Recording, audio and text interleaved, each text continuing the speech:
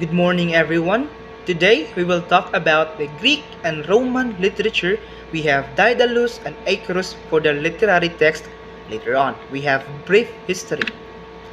Greek literature has influenced not only its Roman neighbors to the west but also countless generations across European continent.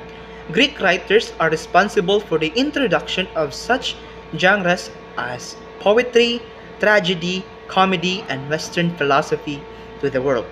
These Greek authors were born not only in the soil of their native Greece but also in Asia Minor, the islands of Aegean, Sicily, and southern Italy. The Greeks were a passionate people, and this zeal can be seen in their literature. They had a rich history for both war and peace, leaving an indelible imprint on the culture and people. So we have different periods for Roman and Greek literature. First, Greek period of literature. We have Archaic period. During the Archaic period, the poet's work were spoken, an outcome of an oral tradition delivered at festivals. Next, we have the Classical period, oral recitatory of poetry as well as lyric poetry morphed into drama. The purpose of drama was not only to entertain but also to educate Greek citizens. Next, we have the Hellenistic period. The Hellenistic period produced its shares of poets, prose writers, and historians. Among them were Callimachus and his student Theodorus. And then we have the Roman period of literature. We have Golden Age of Roman poetry, Silver Age, Roman prose, and later Roman literature. Next, we will have the famous writers for Greeks and Roman. First, we have Greek, Homer. He is mainly known for Iliad and Odyssey, the most famous epic poems. The Iliad is the oldest work of Western literature. Next, we have Sophocles or Sophocles. Sophocles was one of the three great tragedians of ancient Greece along with Aeschylus and Euripides. He wrote 123 tragedies during his life, but only 7 of which have completely survived, including Antigone, Oedipus the King, and Electra. Next, we have Euripides. Euripides was a tragedian who wrote 95 plays. Only 18 plays have survived in entity. His most known plays were Alcestis, Medea, and Helen. Roman famous writers. Plautus. Of his more than 130 plays, only 20 complete works survived.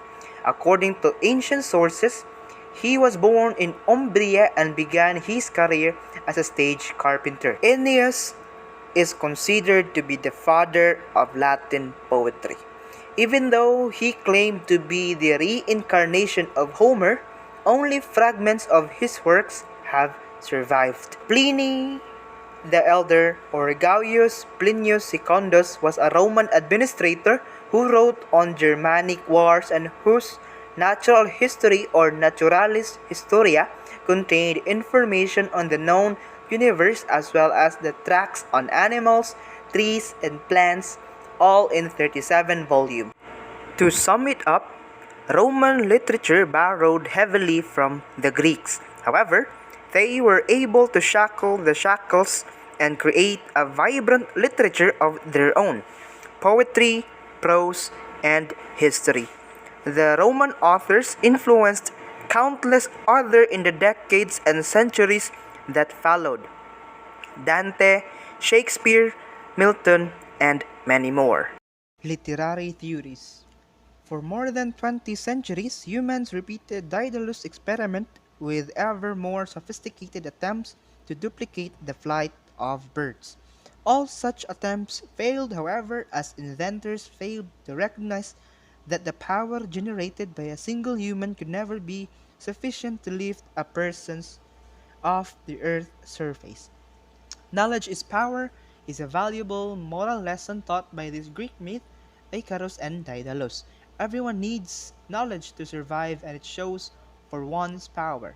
For instance, Daedalus built wings to escape when he and Icarus were trapped in the labyrinth on the island. Greek and Roman literature writers suggest that as a poet they were driven by some supernatural force in the composition of literature. Most of their literature tackled the interaction of gods and goddesses to humans. Literary text Daedalus and Icarus by Ovid. Daedalus, an Athenian inventor, architect, and sculptor, was banished and escaped to Crete following the deliberate murder of his apprentice Perdix out of jealousy. In Crete, he was recruited by the court of King Minos. Among the many services he provided for the king, the most famous task was the building of a labyrinth. The labyrinth was first conceived to confine the monstrous Minotaur, a part man, part bull creature. King Minos was fearful that the talents of Daedalus would escape his court.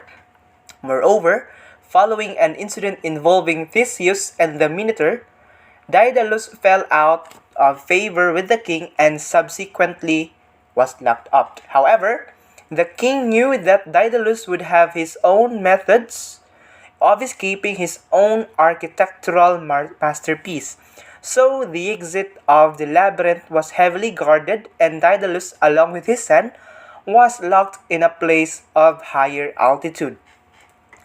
In the small room of confinement, there was a window. Daedalus, having observed the flight of birds and received many visits from his avian friends, which is the birds, and then devised a plan. Through wax and feather, Daedalus fashioned 2 pairs of wings. Finally, on the day of the escape, Daedalus warned his son not to fly high near the sun, for the heat of the sun could easily melt the wax of the wings. However, upon escaping, Icarus soars up into the sky from giddiness. Poor Daedalus could only watch as his son dropped into the sea, wingless. The questions will be followed right after this video. Stay tuned and thank you for watching.